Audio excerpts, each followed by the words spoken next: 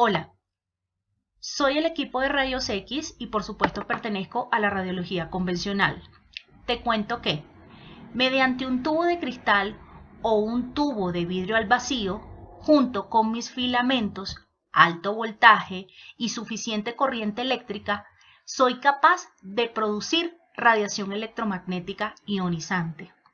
Radiación sumamente poderosa, capaz de atravesar o de penetrar cuerpos opacos, la materia. Esto con el propósito de proyectar las estructuras internas del cuerpo humano, como si de una fotografía del interior del cuerpo se tratara.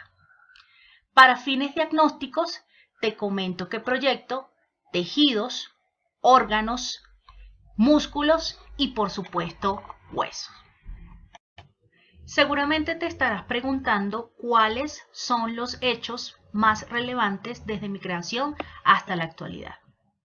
Te comento que durante la década de 1870 y 1880 ya eran muchos los laboratorios físicos universitarios que venían investigando acerca de la conducción de los rayos catódicos o electrones mediante un tubo de vidrio al vacío denominado tubo de Crookes. Por supuesto, nombre que se le asignó gracias a su fundador o creador, William Crookes. Puntualmente, el 8 de noviembre de 1895, en Alemania, Wilhelm Röntgen también ya venía experimentando con un tipo de tubo de Crookes. Estando Röntgen en una oportunidad en su laboratorio, en un escenario totalmente a oscuras, coloca o cubre en su totalidad al tubo de Crookes con un papel fotográfico de color negro. Inicialmente esto lo hizo para ver mejor los efectos de los rayos catódicos en el tubo. Casualmente, a unos centímetros del tubo, como especie de una estantería de un mobiliario, había una placa cubierta con un material fluorescente, bario. Lo que Röntgen nunca se imaginaría es que ese material fluorescente iba a irradiar brillo o iba a brillar. Muy a pesar que el tubo estaba perfectamente cubierto y que pues la luz que esta placa estaba, o el brillo que esta placa estaba irradiando, no era precisamente porque del tubo se estuviese generando algún tipo de luz. Ante, por supuesto, tal hecho, Röntgen sigue experimentando y se da cuenta que mientras va acercando más y más esta placa con material fluorescente al tubo, el material fluorescente pues va adquiriendo mayor brillo. A ese brillo lo denominó fluorescencia y también lo denominó luz X. X, por supuesto, pues atribuyendo a lo desconocido. Tras este hallazgo, el que próximamente pues sería mi creador, interpuso o sigue experimentando al interponer otros materiales. Interpone, por ejemplo, madera, aluminio, entre el tubo y el material fluorescente. Se le ocurre, pues, interponer incluso la mano de su esposa, convirtiendo este hecho para el año de 1896 en la primera imagen radiográfica y, por supuesto, ya estableciendo los principios de radiación que en su mayoría conocemos al día de hoy. Posteriormente, ante la necesidad de minimizar los tiempos de exposición, los efectos de la exposición y buscando también obtener imágenes realmente claras, realmente nítidas, en 1904 nacen las películas de doble emulsión y en 1914 se introduce el uso del nitrato de celulosa. Por consiguiente, lo que marcaría entonces o lo que sería entonces la era de la radiografía moderna sería para mediados de 1907, cuando se introduce el transformador de Snook. Ya para 1913 se introduce también el tubo de rayos X de College, que actualmente es el tipo de tubo que se utiliza, pero por supuesto en versiones mejoradas. Ya para finalizar y en respuesta a cuáles son las utilidades y limitaciones diagnósticas, teniendo en cuenta los avances ocurridos con el paso del tiempo, mira que afortunadamente he podido superar lo que había sido mi mayor limitación, y era el tiempo de exposición. Porque es que para la época en la que accidentalmente me descubrieron, los tiempos de exposición eran mínimo de 30 minutos. Te imaginarás entonces que más allá de obtener una imagen borrosa, los problemas realmente complicados eran las quemaduras corporales y las amputaciones de miembros, tal como le pasó al ayudante de Thomas Alva Edison.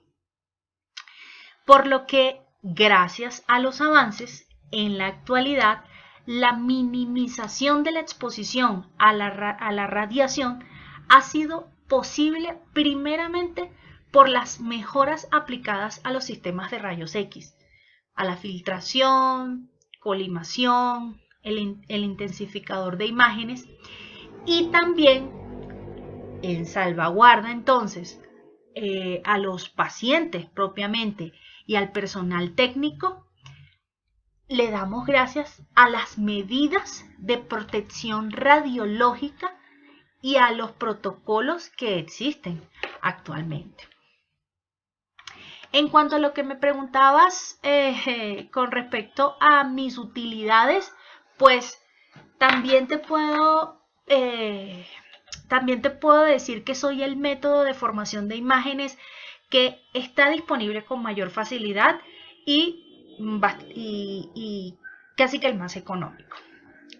Mi especialidad es el estudio de huesos, de articulaciones. Soy muy bueno cuando estamos en presencia de golpes, de traumatismo, de fracturas, de tumores o masas a nivel óseo. Soy muy bueno a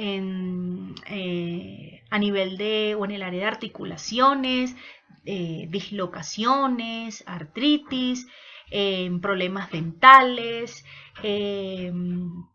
Me buscan muchísimo para el estudio del aparato respiratorio, el estudio de vías aéreas, y me buscan muchísimo también para evaluar el parénquima pulmonar. Saludos. Buenas tardes, mi nombre es Leonardo Castro y Dueñas. El día de hoy les voy a hablar sobre la tomografía computarizada. En el 1972, el señor Sir Godfrey creó la manera de reconstruir a través de un corte transversal la estructura del cuerpo humano. Esto a través de varias proyecciones radiográficas que se generaban desde diferentes posiciones. Esto así resolviendo uno de los grandes problemas que tenían, ya que anteriormente se utilizaba la radiografía convencional y esta tenía muchas limitaciones, siendo así el TAP una herramienta de uso casi ilimitado.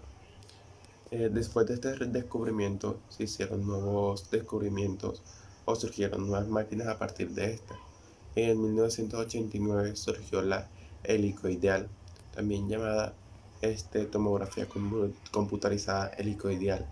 En el 1998 se creó la multidetector. Esta también es una tomografía computarizada multidetectora, o sea, se llama así, lo estaba abreviando anteriormente. Bueno, esta máquina como tal tiene muchas ventajas, ya que no es invasiva. Las tomografías computarizadas no son invasivas. Permiten adquirir imágenes de alta calidad, capaces, eh, logran dar diagnósticos de lesiones quísticas, tumorales, a partir de evaluaciones que se hacen a la altura. Eh, También permite demostrar el espesor y la calidad ósea para que antes de una intervención quirúrgica se logre un adecuado desarrollo de la cirugía. Bueno, también tiene unas limitaciones o desventajas. Una de las desventajas es que a comparación este, con la resonancia magnética, esta no permite, perdón, observar como la resonancia magnética ciertas regiones anatómicas que pueden ser como partes blandas, osteoarticulares o sistemas nerviosos.